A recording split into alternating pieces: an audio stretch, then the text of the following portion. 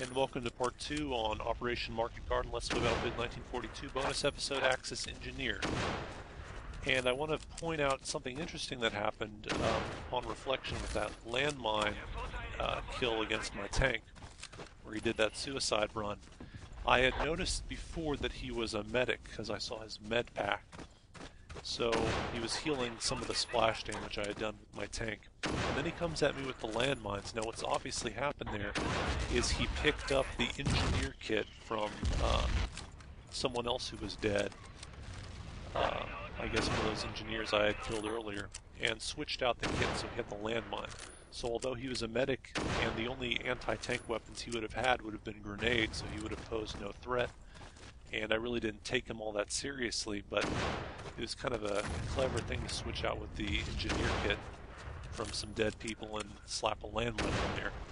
I don't think we've seen any enemy do that before. It usually is something that doesn't really come up.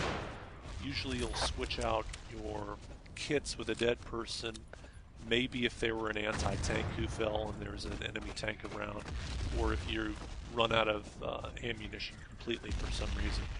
Or maybe you've just used up your 3 grenades.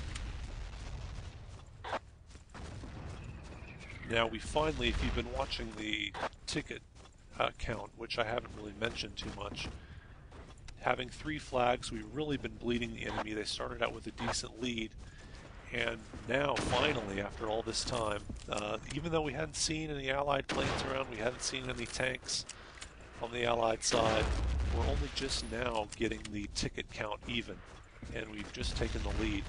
Barely, but we've finally taken the lead. And upon further reflection, I've done, I believe, 4 other Operation Market Garden episodes in total. The first one was on the Allied side, then on the Axis side, and then I did one on defending the church, and then another one on defending the bridges. So that was 4 other Market Garden episodes, and on all 4 of them, the Allies won. So this could be the first one where the Axis actually win here.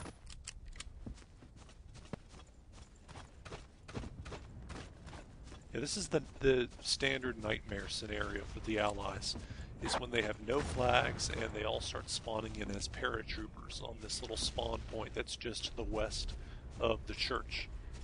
And the reason why that's such a nightmare for them is that they're just going to get... There's a little race to the tank. I was holding the E key down as I rushed toward it.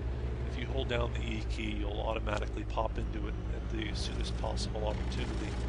And if you're sitting on top of a spawn point or a vehicle, if there's no vehicle there and you hold down the E key, the vehicle will actually materialize around you with you inside the vehicle. Otherwise, you standing there can prevent a vehicle from spawning in.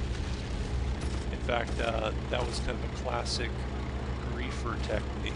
If they didn't want to team kill people to grief, another way they could grief people was to prevent vehicles from spawning in.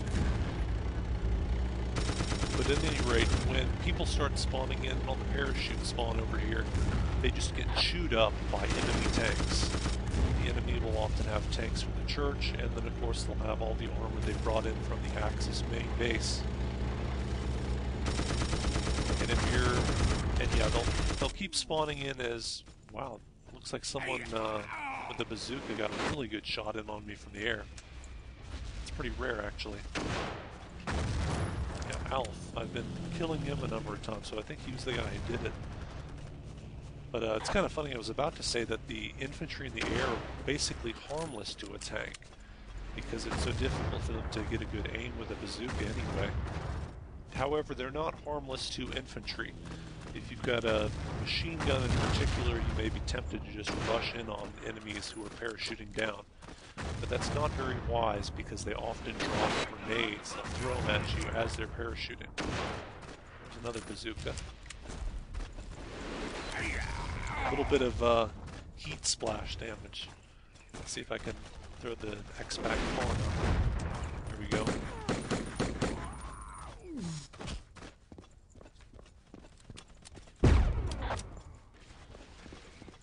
Right, this is a good opportunity to do the...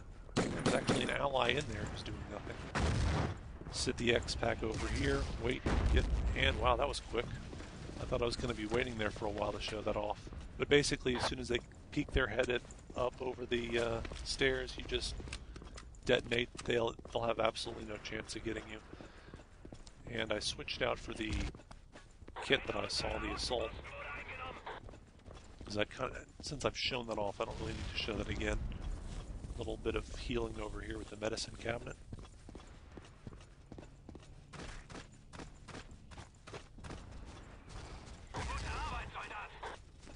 Alright, I guess we cleared that out pretty quickly.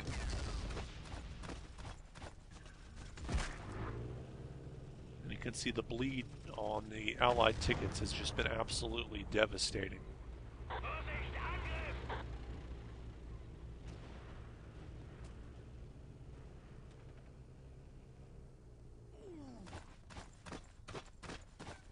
And one of many hiding places you can use just to kind of assess the situation. Hold the flag neutral. Yeah, just a small amount of time it seems like. You hold all the points, they get chewed up at the church as they parachute in, and that's just absolutely going to wreck the Allies.